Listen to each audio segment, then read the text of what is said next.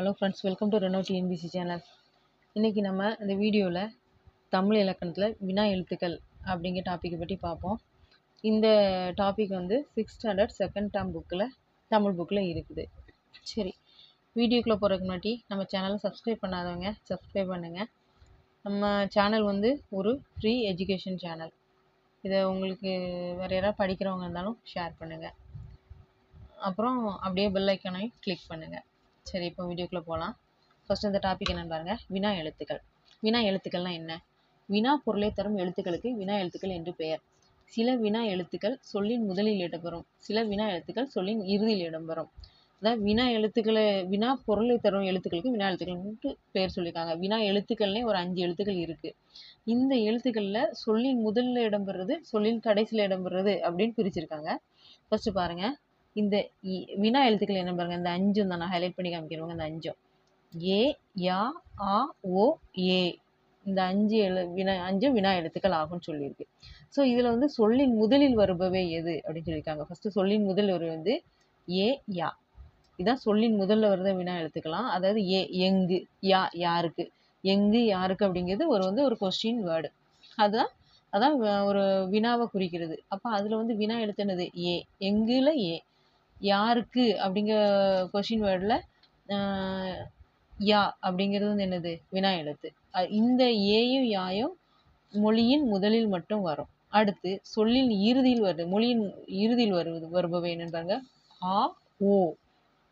ஆ வந்து எப்படி வருது பாருங்க. பேசலாமா, பேசலாமா. அப்போ ஆ அப்படின்னு முடியுதா? அதனால இது ஆ வந்து இந்த இடத்துல வினா எழுத்தா வந்திருக்கு. அடுத்து தெரியுமோ, தெரியுமோ அப்படிங்கிறதுல ஓ அப்படிங்கிறது முடியுதா?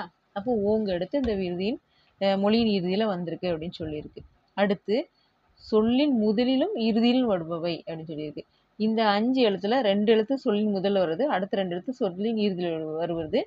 ஒரே ஒரு எழுத்து, அதாவது ஏ, இது மட்டும் சொல்லின் முதல்லையும் வரும் இறுதியிலையும் வரும்னு சொல்லியிருக்காங்க. மொழியின் முதலிலும் வரும் இறுதியிலும் வரும் அப்படின்னு சொல்லியிருக்காங்க.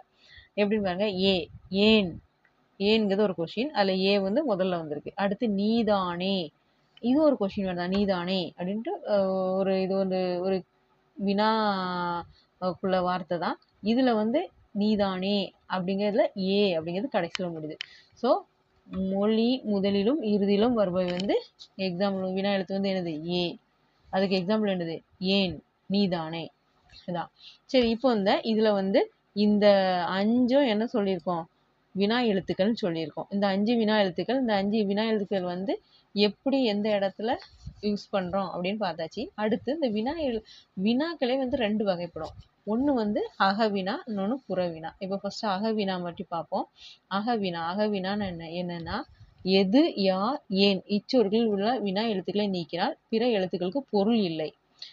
அதாவது அகவினா அப்படிங்கிறது அந்த அந்த சொல்லுல உள்ள அந்த வினா எழுத்தை நீக்கிட்டா அந்த சொல்லுக்கு வந்து பொருள் தராது அப்படின்னா அது அகவினா. அதாவது என்னன்னா, இவ்வாறு வினா எழுத்துக்கள் சொல்லின் அகத்தே இருந்து வினா பொருளை தருவது அகவினா எனப்படும். அப்ப அகவினா என்னது? அகவினான்னு என்னது? எது, யார், ஏன் இந்த சொற்கள்ல உள்ள வினா எழுத்துக்களை நீக்கினா பிற எழுத்துக்களுக்கு பொருள் இல்லை.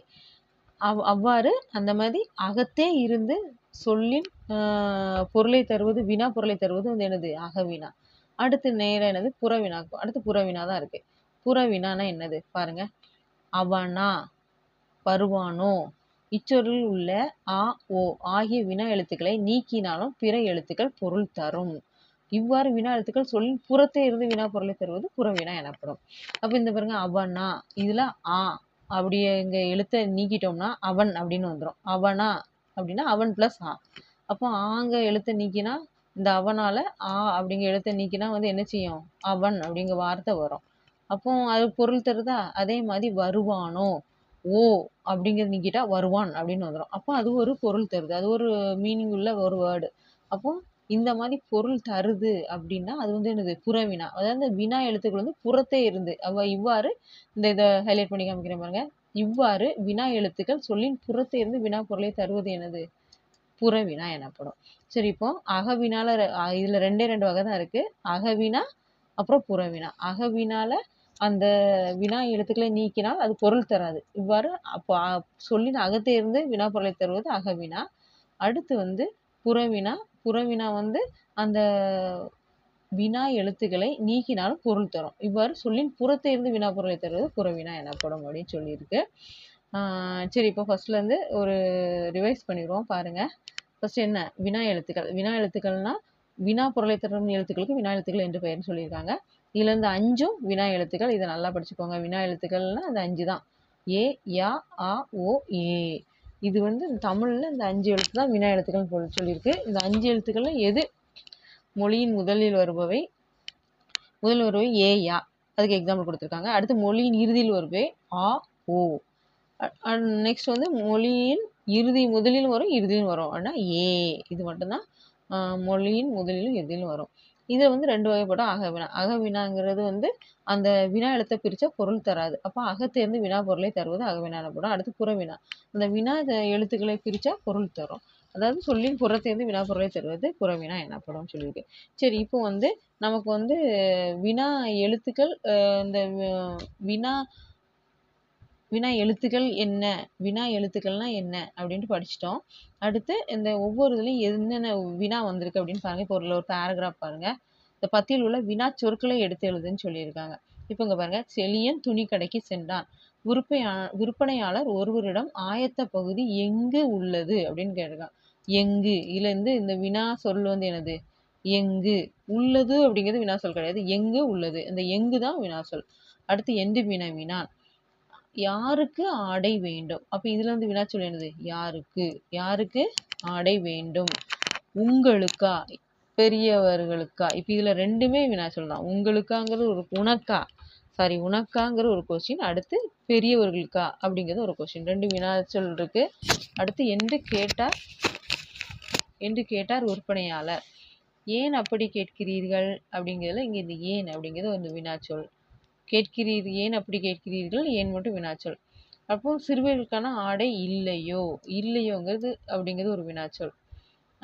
என்று வினவினான் இருக்கு. நீ கேட்பது உன் அளவுக்குரிய ஆடை தானே. அப்போ ஏ வந்து லாஸ்ட்ல தானே வரும். அந்த இதான் இந்த கொஸ்டின் வேர்ட். இந்த மாதிரி இதுல வந்து எதெல்லாம் வந்து வினாச்சொல் அப்படிங்கிறத நீங்களே அப்படி வாசித்து கண்டுபிடிச்சிக்கோங்க. அப்போ இதில் தான் ஏதாவது கொஸ்டின் கேட்டால் உங்களுக்கு எழுத தெரியணும். அதுக்கு தான் இந்த மாதிரி ஒரு பேராகிராஃபில் உள்ளதை எக்ஸ்பிளைன் பண்ணியிருக்கேன். ஸோ இதில் வந்து சுட்டெழுத்துக்களும் வினா எழுத்துக்களும் சேர்ந்து ஒரே டாப்பிக்கில் போட்டாலும் சுட்டெழுத்துக்கள் மட்டும் தனியாக போன வீடியோவில் போட்டிருக்கோம். ஸோ இப்போ வினா எழுத்துக்கள் மட்டும் தனியாக போட்டிருக்கு. இந்த வீடியோவில் என்ன சொல்லியிருக்கோம் இதை நல்லா படிச்சுக்கோங்க. இப்போ நம்ம புக்கு இல்லைனாலும் பரவாயில்ல, நம்ம புக்கில் உள்ளதை அப்படி ஸ்க்ரோல் பண்ணி போடுறனால உங்களுக்கு புக்கு இல்லைனாலும் பரவாயில்ல, இதை வச்சே நீங்கள் வந்து படிச்சுக்கலாம். புக்கு இருந்தால் புக் வச்சு படிங்க, இல்லைனா இதை ரெஃபர் பண்ணிவிட்டு இதிலே படிச்சுக்கோங்க. இந்த மாதிரி வீடியோலேயே படிச்சுக்கோங்க. இந்த மாதிரி இலக்கணத்தில் வந்து நிறைய கொஷின் வரும். அதையும் திருப்பி படிங்க. இலக்கணத்தை ஷார்ட்ஸாக போட முடியாதுங்கிறதுக்காக தான் நான் இலக்கணம் வந்து வீடியோவை போட்டுட்ருக்கோம். ஆனால் நிறைய பேர் இந்த வீடியோ பார்க்குறதில்ல, ஷார்ட்ஸ் தான் பார்க்குறீங்க. ஸோ வீடியோவே நல்லா பார்த்து அதில் வந்து நோட்ஸ் எடுத்து படிங்க. அப்போனா தான் எக்ஸாம் பாஸ் பண்ண முடியும்.